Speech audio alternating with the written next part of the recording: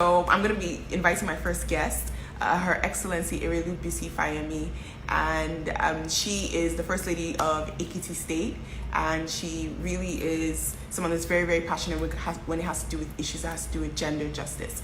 And I'm looking forward to our conversations today. We're going to be talking about the importance and how necessary it is that we need to stop gender-based violence and the urgency in stopping this. What would a gender-just Nigeria look like to you? A gender-just Nigeria, to me, would mean that all Nigerian women would have equality of opportunity.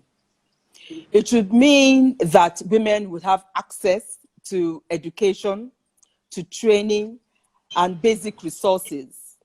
Right. It would mean that women have an equal say in decision making, that we would have up to 50% of women in leadership and governance. And if we can't get the 50%, at least let us have the minimum of 35% as recommended in the Beijing Platform for Action. Right. A gender-just Nigeria, as far as I'm concerned, would be a place where women have access to healthcare and the full gamut of sexual and reproductive rights. Mm-hmm. It would mean that no woman would die giving birth to a child. And it would also mean a country where women are able to live their lives in dignity and respect, where no woman or girl would be afraid that within her home and outside of her home, she's going to be violated. And worse still, that if she experiences a violation, that a culture of impunity will continue to make sure that she does not get justice. Mm-hmm. So I want to say in Nigeria, where women are regarded as full citizens and full human beings, and not second-class citizens or objects to be, traded or disposed of from one man to the other.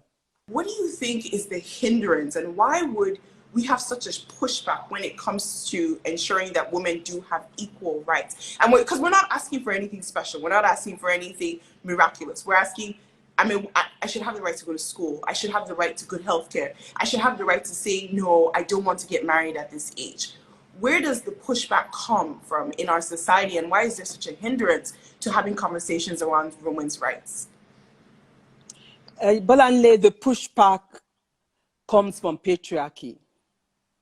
We live in societies that are deeply patriarchal, and all the systems that are responsible for our socialization, our political systems, our economic systems, social systems, cultural systems, religious systems, all these systems are deeply embedded in patriarchal norms and values, male-dominated, and they also have a way of co-opting women as, custodians of these norms and values. So you see a lot of women also going out there.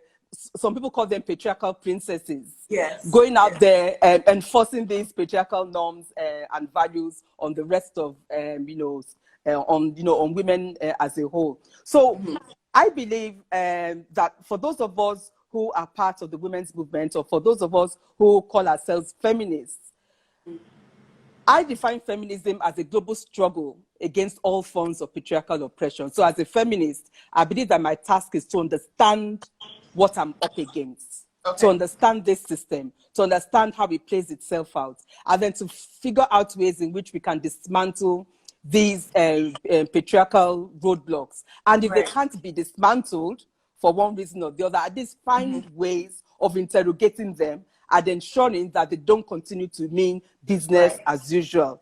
So that's why we are saying, for example, if we have laws in place to protect women from gender-based violence, to ensure that women have equal access to policy making and governance, then these laws would, ensure that we have these rights.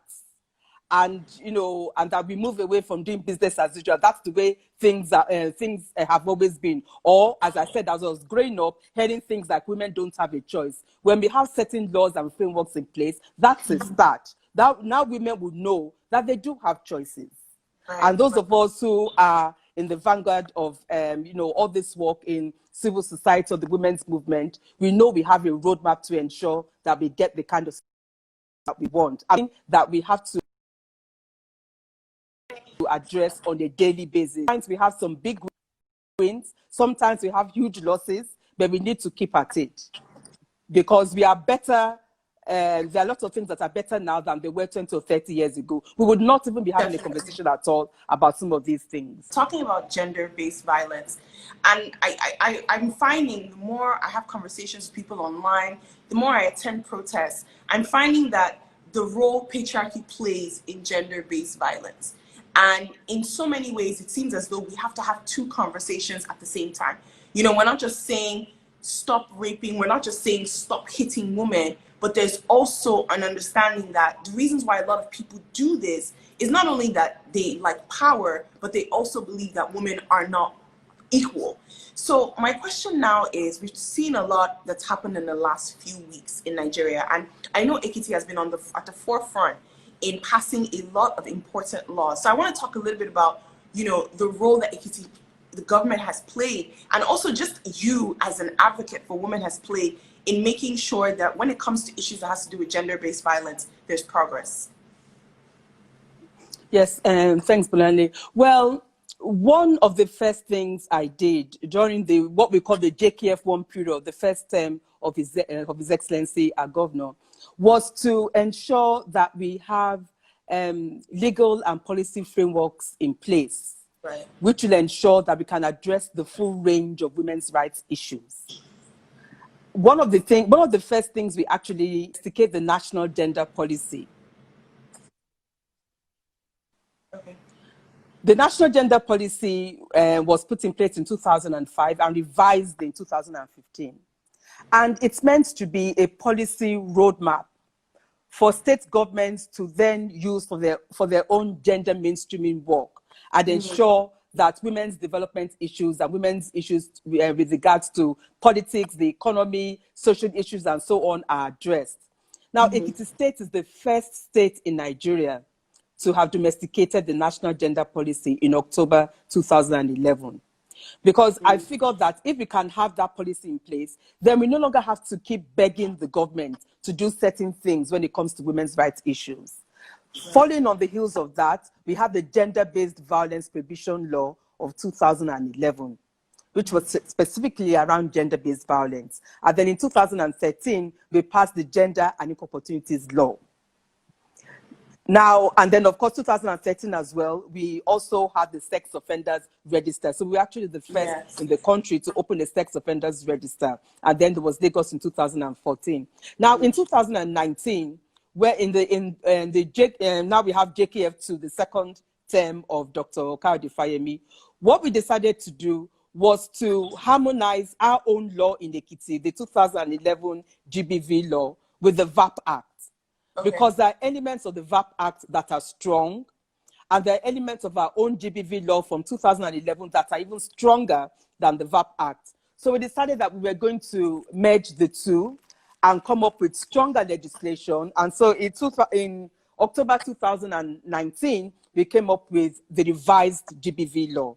And recently, on June 5th, His Excellency signed the compulsory treatment and care law for the sexual abuse of minors.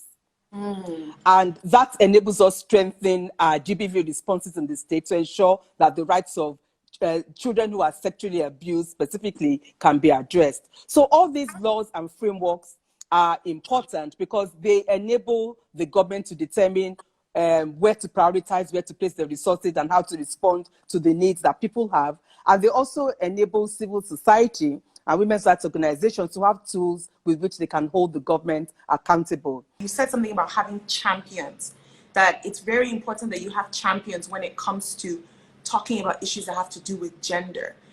How can we raise more champions in the political sphere, in civil society, in private sector?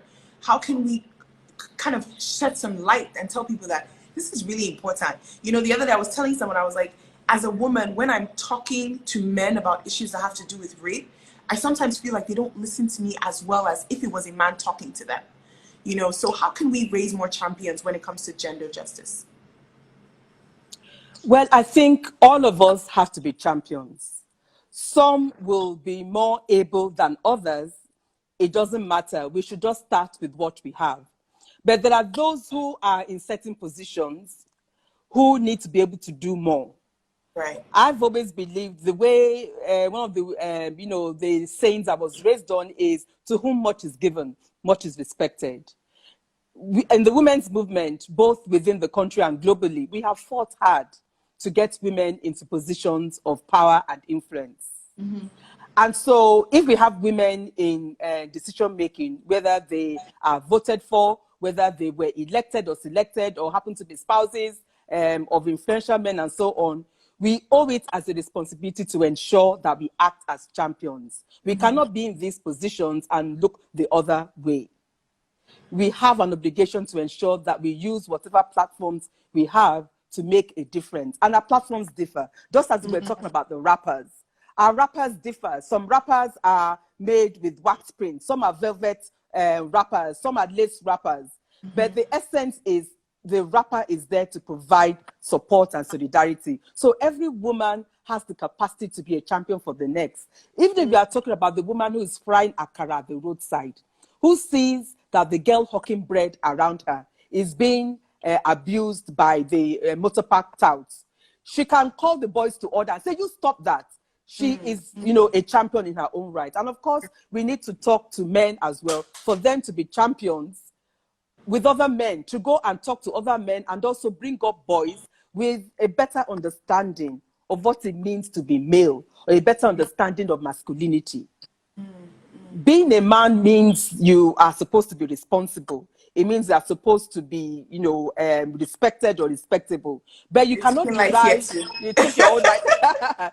But there's no man who can derive any power or respect from the abuse of a woman. And if that is what is in your head, or that's what you've been socialized into from the porn you've been watching, the drugs you've been taking, or the music videos you've been watching, then we need a process of reorientation so that young boys can be brought up differently and grow up into better men. And men who are supposed to know better, who are the ones who are supposed to watch out for younger women, serve as role models, serve as mentors. They are not the ones who turn out to be predators. So I'll be sending our daughters to the university to go and study, and then they have to start running away from the directions of their lecturers. And, and everything becomes very messy when they try to file the reports, and so on. So all of us need to be accountable. I'm prepared to be accountable with the platform I'm in. And so we need to ask the next person and the next person. So for all those who are listening, everybody has a role to play. Everyone can be a champion. I told you 20 or 30 years ago, this conversation would not be happening around whether women have rights or...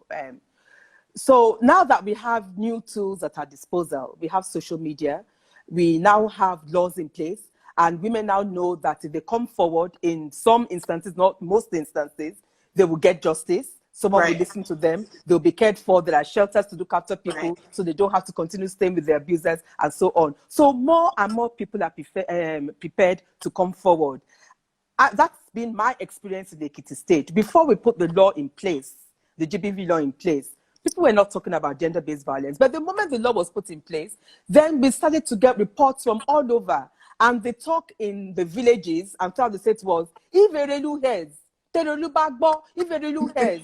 And so it helped to reduce domestic violence a bit, but sexual violence, of course, still continues unabated. But people now know that they might get justice, that something will be done, that the people, if they come to me or if they go to some of the other structures we put in place, they won't be told, shh, keep quiet, don't let anybody hear, don't bring shame to the family. So this is what it looks like when a culture of silence is broken. It's like the floodgates have just opened.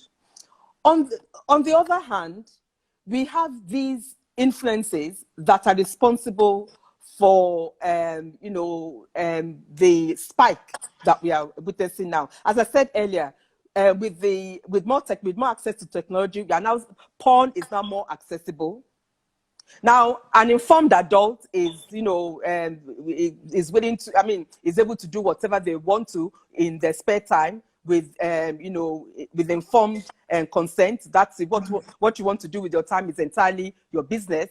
But for 7, 8, 9, 10-year-olds to, to be so, for porn to be so accessible to them, that's a problem. Then we have a serious drug crisis in the country as well. And this drug crisis runs throughout the social classes in the country. And then when we also add that to the fact that people are not willing to have certain conversations around what's happening around them with their families. If you look at cases of child abuse, for example, 9 times out of 10, the perpetrator of child abuse is someone known to the family or someone from within the family. Yes. And so when we have cases where, this is happening and people are in denial, they don't want to come forward, a culture of impunity continues to thrive. And the bodies of victims or survivors keep piling up. And then it looks as if, it's a never-ending pandemic, which is where we found ourselves now.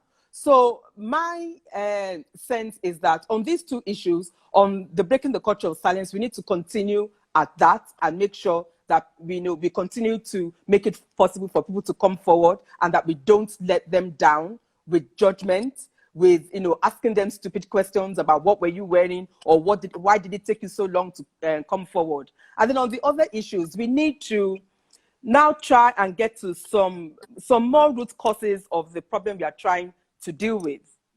Because yes, we know that a lot of it is to do with, as we were talking about earlier, our patriarchal norms and values, the way women are devalued and undervalued. Then we need to then have a conversation about what it means to have a society where women are free to make their own choices, where women can actually have a voice. And so they will stop being seen as these objects that men have a sense of entitlement to. Right. Because a lot of women don't have the same kinds of resources as men, because we have a lot of young girls, for example, who live in very poor environments, it's very easy for something like transactional sex to thrive. So these girls are lured with small amounts of money, and then these guys then say, why won't I have sex with her? I spent all this money on her. What is she going to give me in return?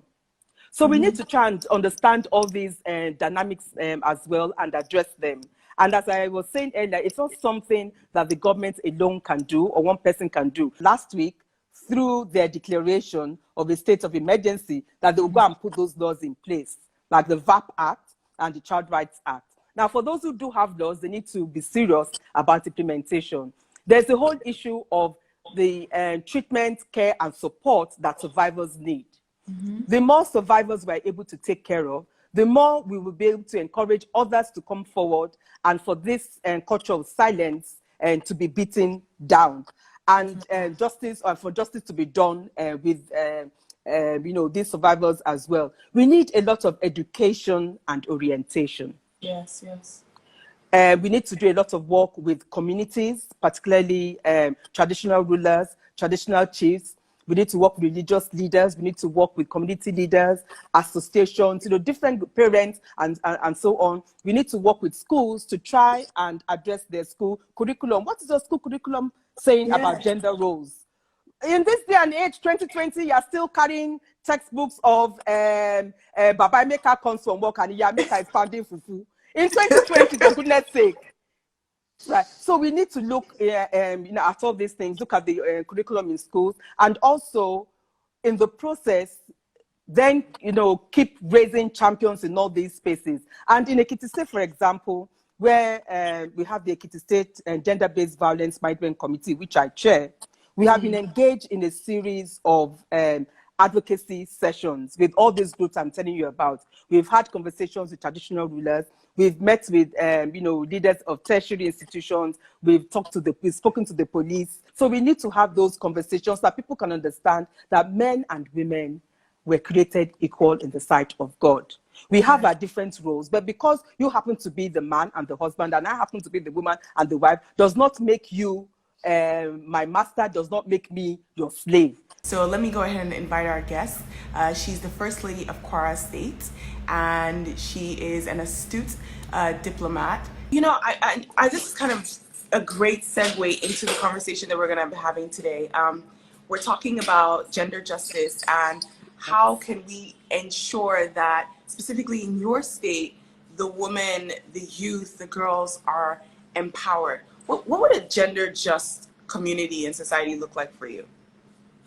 Okay, first of all, to get into that, I think we should first of all acknowledge today as the Day of the African Child. And the theme is actually very interesting because it says friendly justice for the African child. So obviously the African child includes a lot of women, a lot of girls. So we're looking at justice for girls as well as, as well as for boys.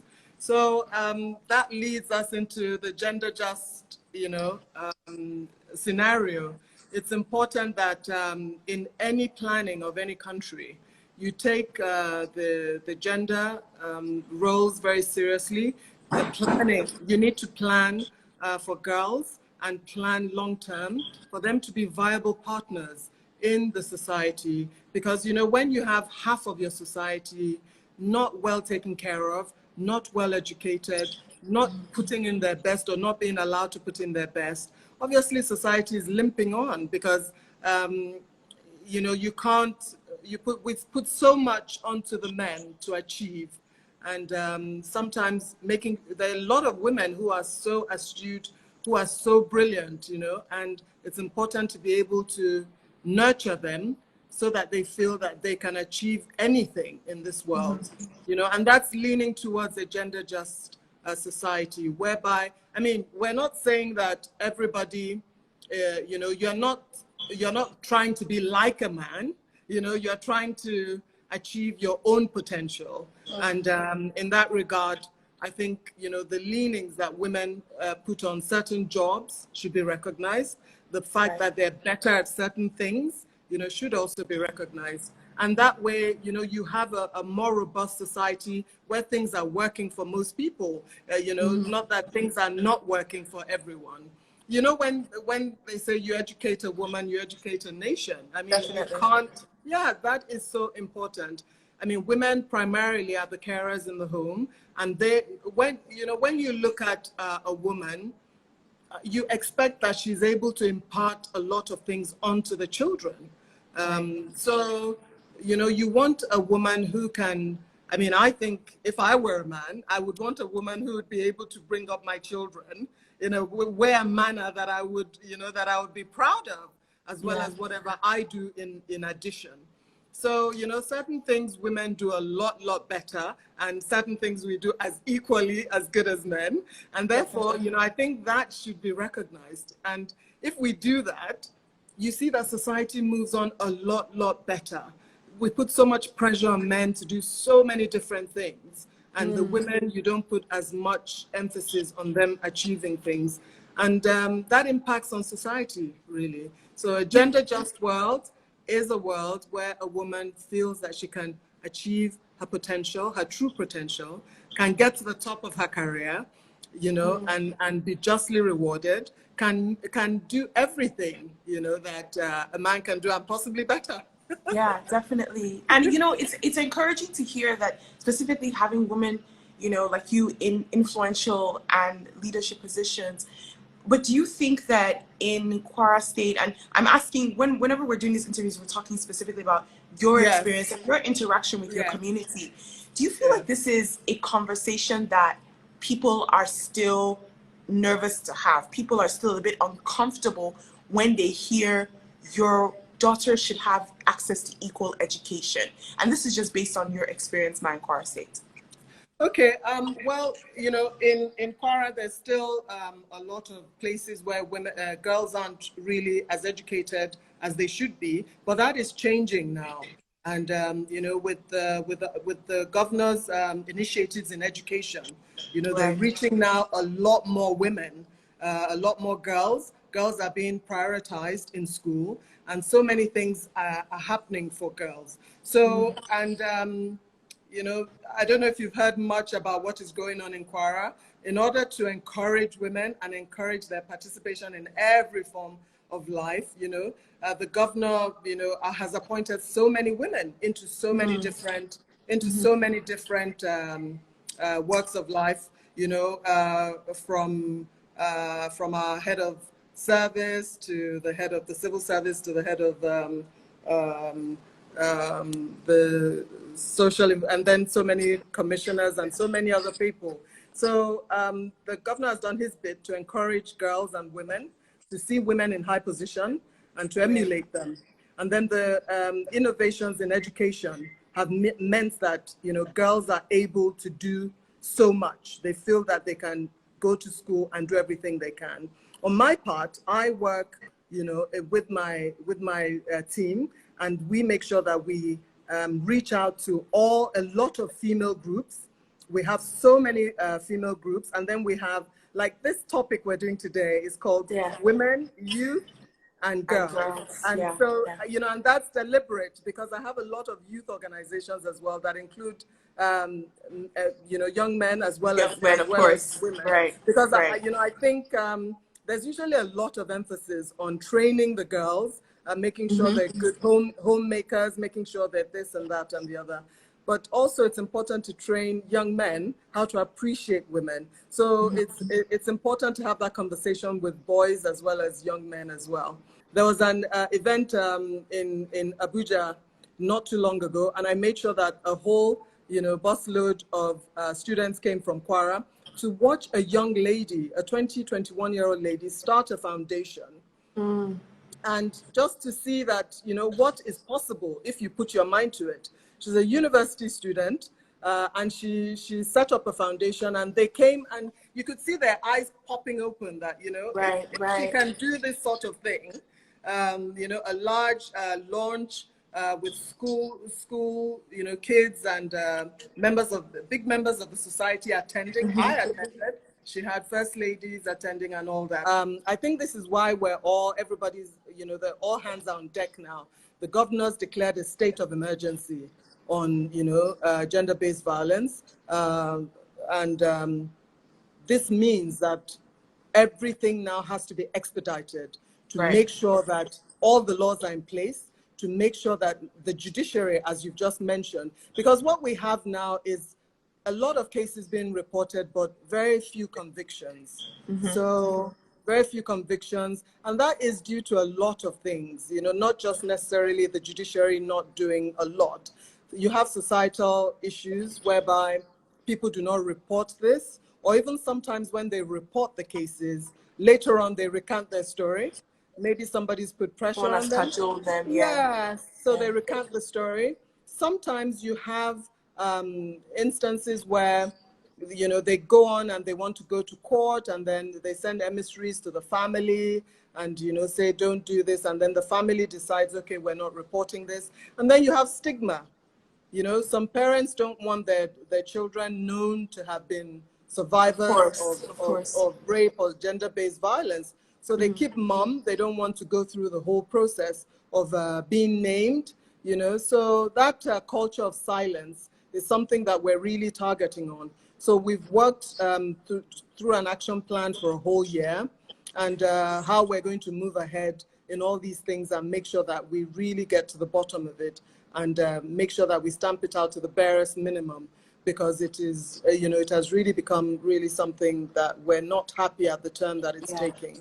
It's really an issue, but what kind of communication do you think we need to have? You know, I always say that sometimes it feels like we're talking to ourselves, us in, you know, online, and we're just kind of having a conversation with ourselves. Are we really communicating with the people that are in the communities, the people that are grassroots?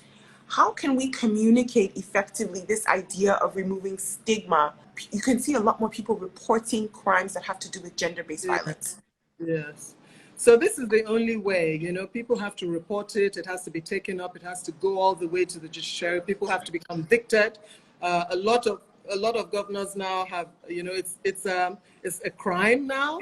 So apart from the child right law, you also have the you know, Violence Against Prohibition Act, the EAPP Act, and you know, all these are just meant to make sure that justice is served. So to get to the community and make sure they do their part, it has to be ongoing conversations. We do this at this level, and this gives a lot of people the ideas of what to do at the community level. We're Right. inspiring several different groups to take up, their own sort of activism on this topic.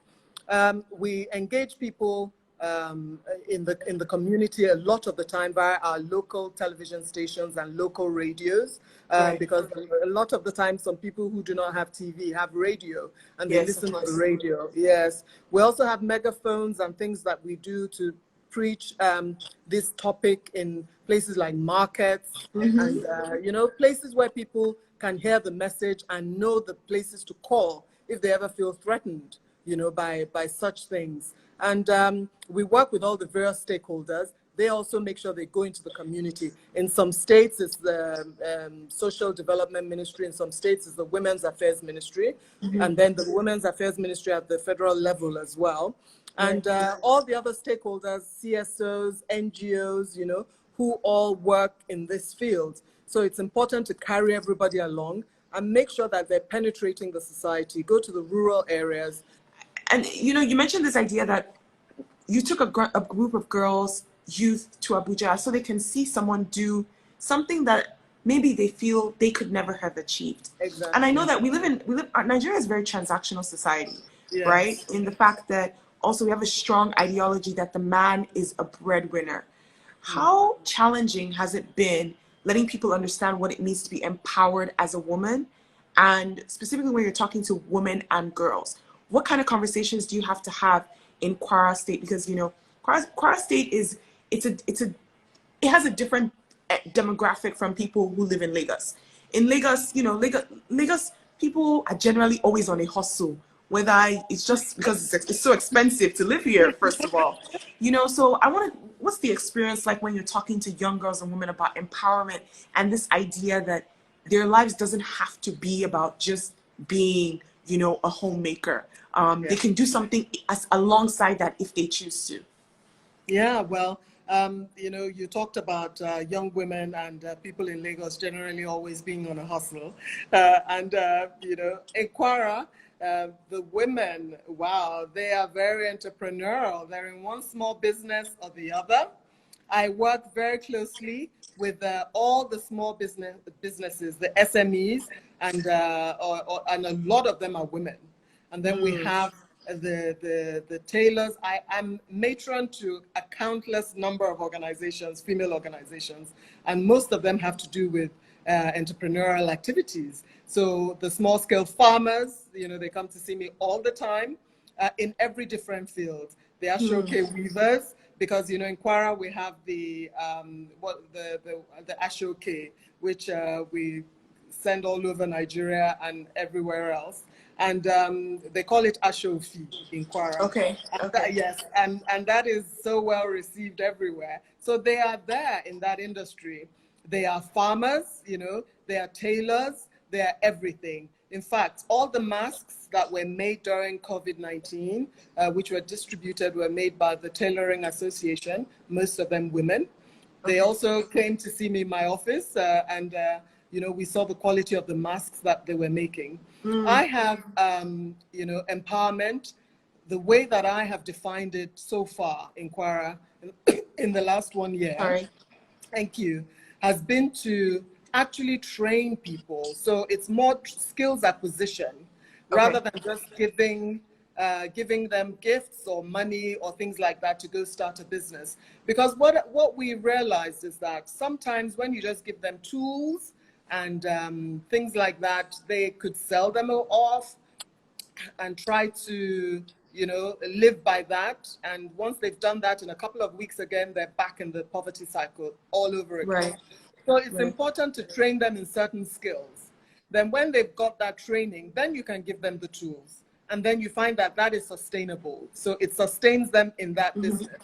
Little things, soap making. So a lot of the time we've done these empowerment programs where it's more skills acquisition.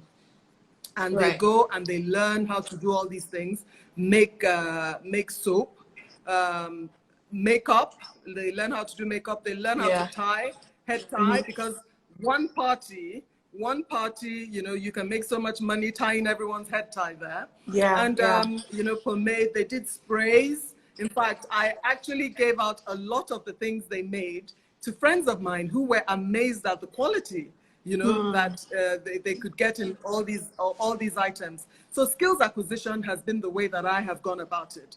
And then right now, currently, I've got a lot of women. I include men, like I said, in my things. I like to make sure that at least there's, a young man or somewhere in the mix of everything. And they're currently learning how to sew. They will go on this monthly course, and we will see how they fare, where they get to. And then we decide on how far, again, we're going to train them. We've bought the sewing machines and everything that will be handed to them at the end of this training exercise. So that is how you make sure that they keep the job going. And they've now found that they can now train, they do crochet, they do everything. And this has been imbibed by everybody. First Lady of Imo State, Chioma Uzodinma. All right. Okay, so there's in so many ways people hope that there's a first lady will be there to really be a stirring for the governor or whichever position, whether it's president, and kind of just shedding light on a lot of issues that have to do with women's rights. What's your take on that, and how do you plan on navigating your role as the first lady?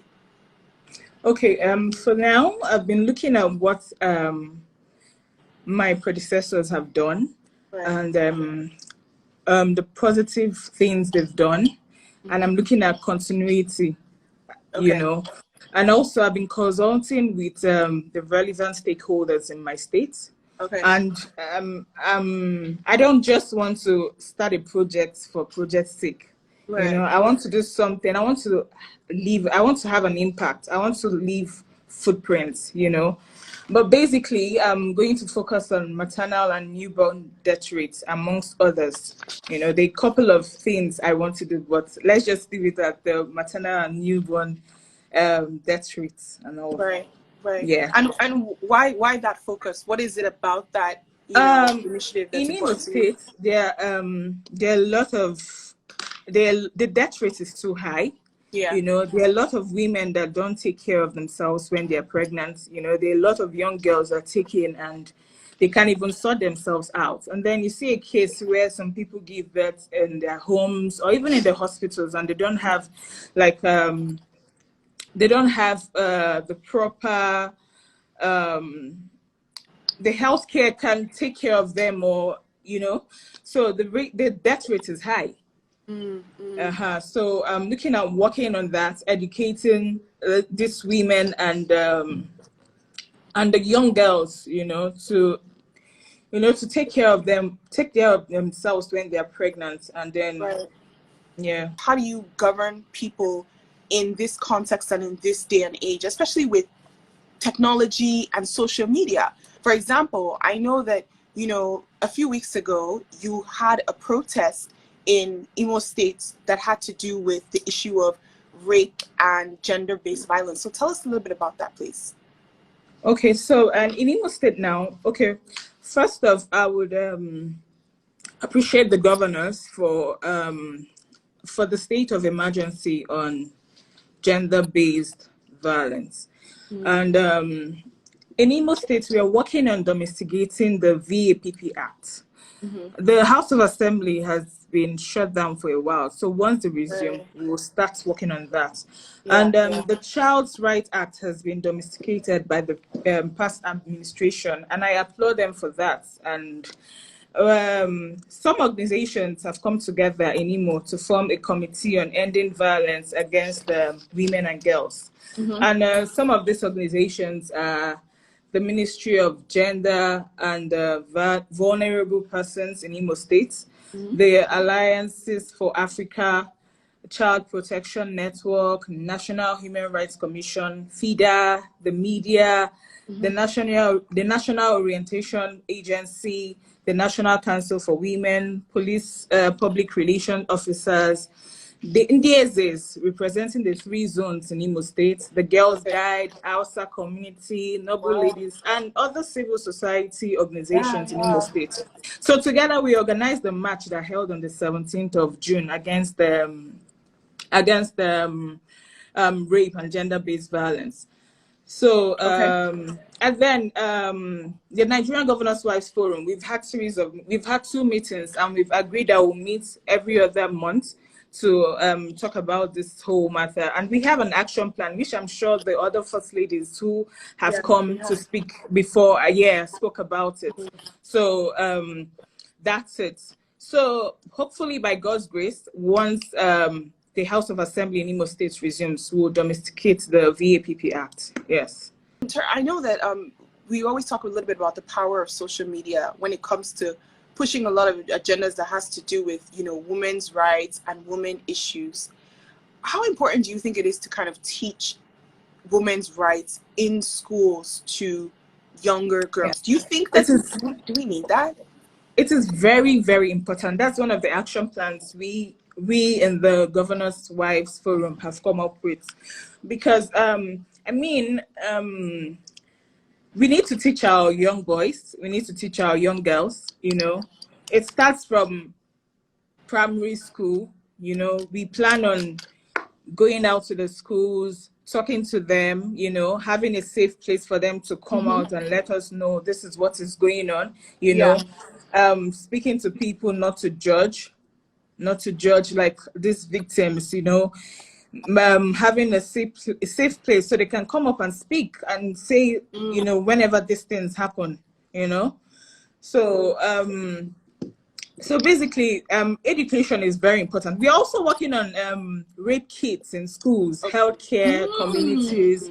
So when these things happen, you don't just go home. You either use a rape care kit or you go straight to the healthcare, you know, for you go straight to the hospitals. I'm going to be talking to the First Lady today of Akwa Ibom, and she so graciously agreed to have a conversation with me about the work that she's been doing, and I'm really, really looking forward to that. When you think of a gender-just society, what does that mean to you?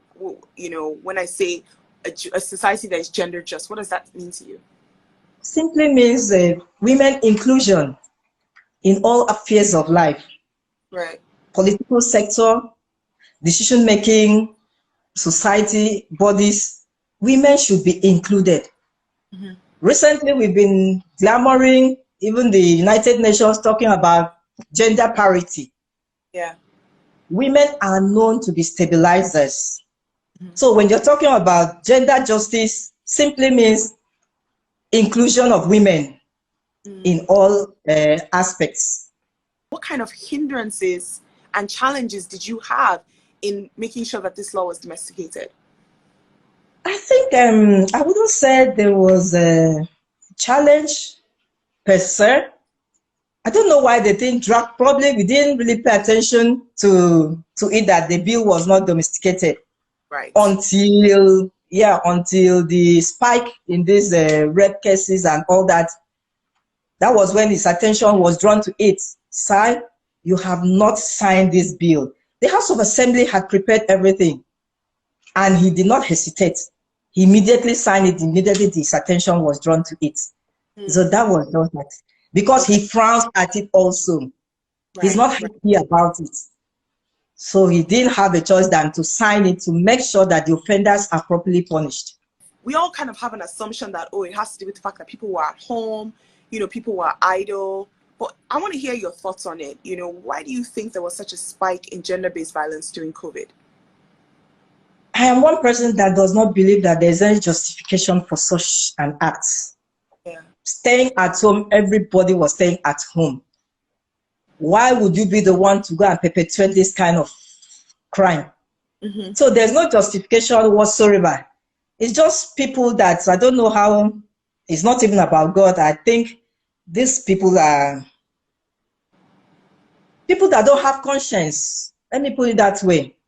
They don't have conscience. Their conscience are dead, because I cannot imagine an old man defiling a young child.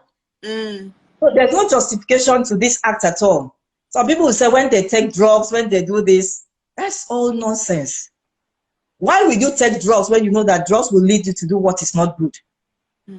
If everybody were to behave like them, what would become of the society? We are doing wide campaign.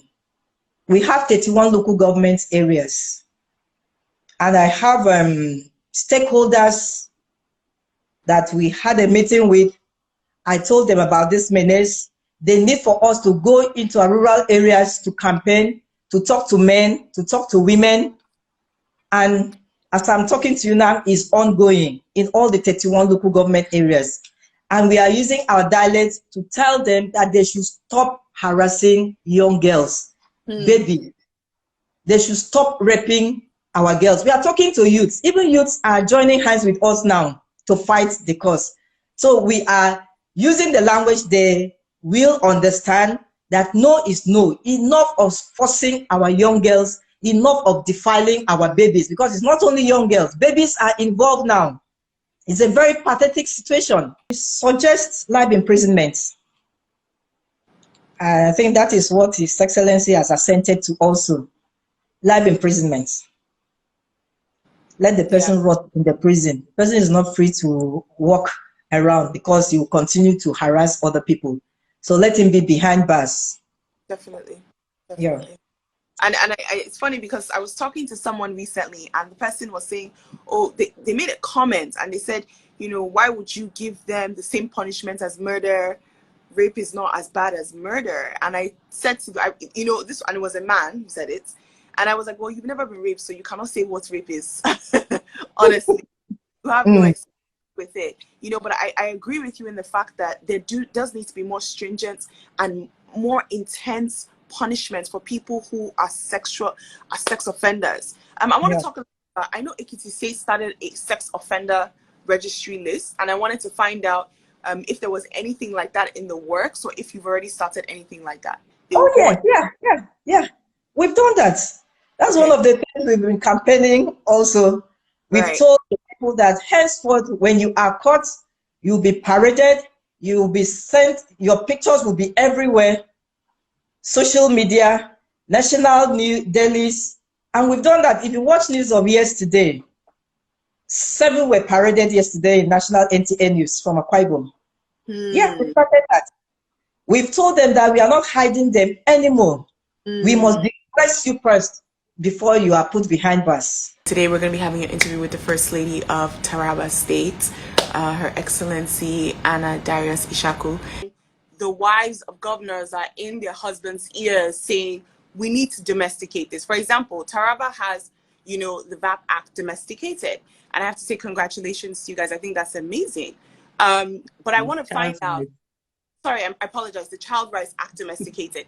Is there... The VAP is still hanging, but we are working towards it.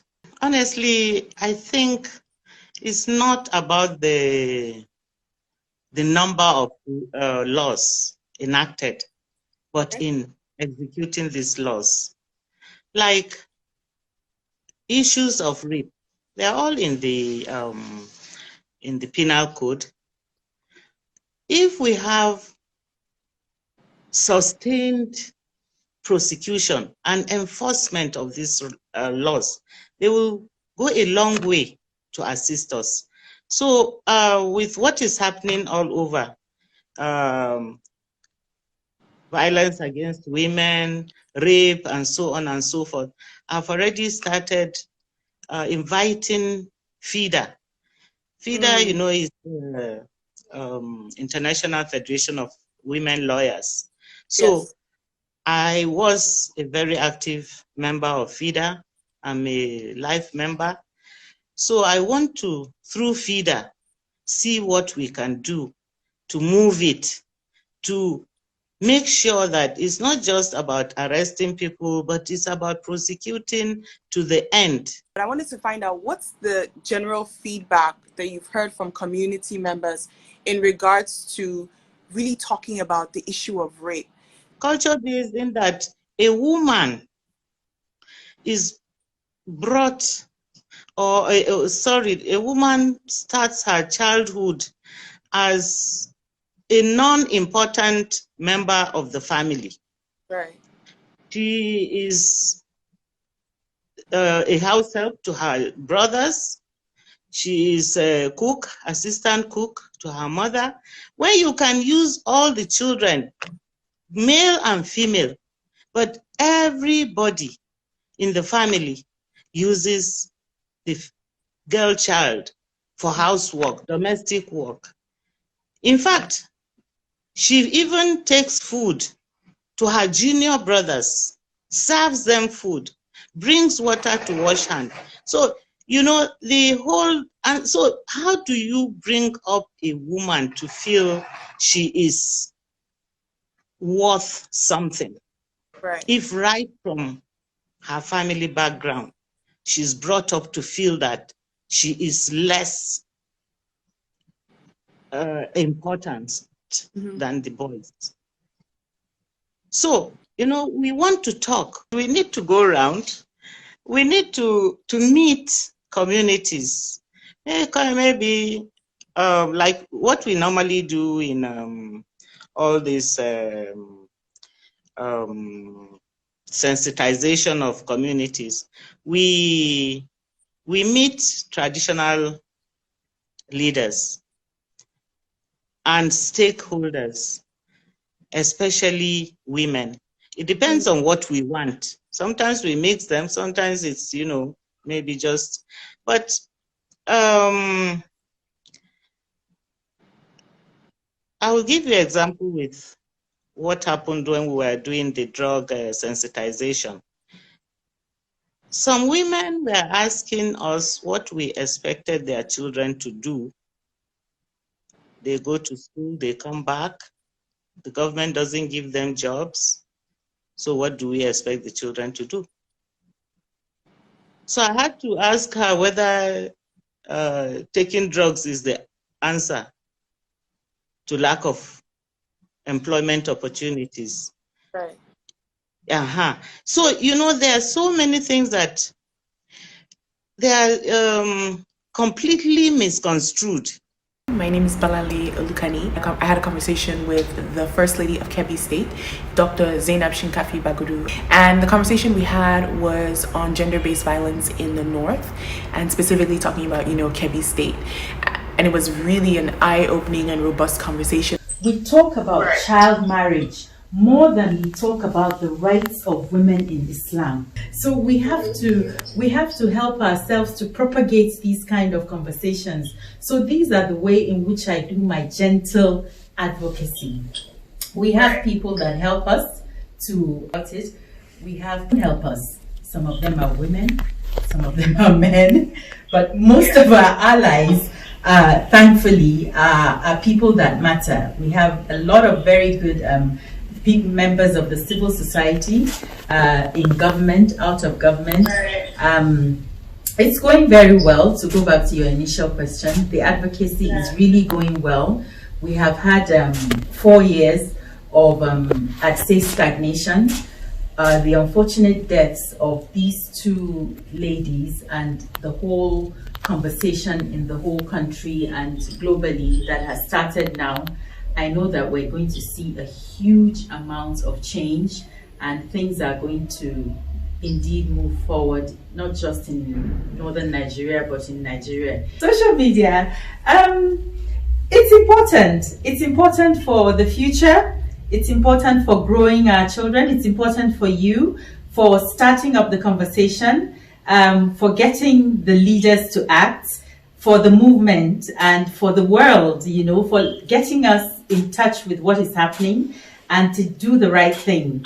For instance, now, along with my other sisters, we have been able to form a subcommittee of the governor's wives, and we have a group where we were immediately able to get the governors to advocate for, to bring the conversation to their meeting. And there was a certain points that were adopted, and it made it so much more easier. And in the states that haven't done it, they've gone back, and there is action points that are going to be done. In Kebbi, for instance, which will answer another part of your question, there are two basic laws, the Child Rights Act and the VAP Act. And then there's also what is known as the Penal Code, which the 19 northern states have. However, this code has to be amended, or it has been amended. There was a committee led by His Excellency, the governor of Sokoto State and the former governor of Bauchi State, and they've done a lot of work on it, and some states have adopted it. Basically, what the penal code, the confusion with the penal code is that in law, you cannot have the same crime you can't have the same crime with different penalties. So we can't have the VAP Act and then we have the penal code for violence, for instance. If states adopt the VAP Act and the penal code is still there, it has to be merged. It's going to cause confusion I'm sure there are lawyers amongst you that can explain this better. There's a section in northern Nigeria, and if you go to court, it's going to cause confusion for the lawyers and the courts. Under which one are you going to try him? And which penalty are you going to use? And it can be used mischievously. There were some laws whereby, in fact, it's even beyond things like rape and violence. We have others like kidnapping. You know, we had crimes like kidnapping where right till now, as I speak to you, a judge in Kebbi can grant bail to a kidnapper. It's going to be more difficult. Obviously, it's going to be more difficult, but which is why it's not to be encouraged. Let us not forget that these laws that we're not saying that everybody should go and get married at the age of 14 or 18, but we are just giving a guideline to stop the majority from happening at that age, to reduce it if that is what is happening now. That is what it's there for. We know that that is not what is happening now. We want people, in fact, some states like Kaduna State have called the Child Rights Act the Education Act, have made it compulsory for children to go to school up to a certain age. So this is in a way a guideline to make it necessary to prevent it from happening before that age, and take away this notion of you can marry a 7-year-old and so on that used to be in the past. It's not the norm, but we want to make it even less the norm. And of course, the more the girls and boys are able to get an education, then they're able to get more economically empowered and avoid a lot of the vices that are bedeviling our societies and communities today. Having said that, having a law is at the bottom of the list of things that is going to protect that child. I feel that if that child has an economically empowered mother, and the imam and the traditional ruler of that child's community has a mindset change, I can protect that child better, as opposed to just a written law that is passed by some people in government and is in a place somewhere. There are ways in which I can protect that child better, but we will do the law. I'm happy to keep pushing until we get that law. They might not like me for saying this, but maybe 40, 60, they tend to be a bit more, not laid back, but the entrepreneurial skills and ideas are not as aggressive as maybe, like I find the women in the southern part of the state are more entrepreneurial. They're farmers, they work harder, they go to the farm from morning till night, as opposed to the other Emirates like Gwandu and so on. They have their other skills that they do. And, when you do women empowerment programs, people used to criticize governors' wives for this, that you just buy machines, sewing machine, and what's the other one? I think it's a knitting machine or freezer and things like that. And it's so useless because these women just sell it the next day. But that's what they want. You teach them a skill and they're not really interested. Unfortunately, this is the truth. The easiest thing for you to give to a woman to empower her is a deep freezer, because she will just do her sobo and tie it inside and put it in her freezer, and she's in her house and she's not really doing much. She's married, she's spending for her kids, even if she's dedicated.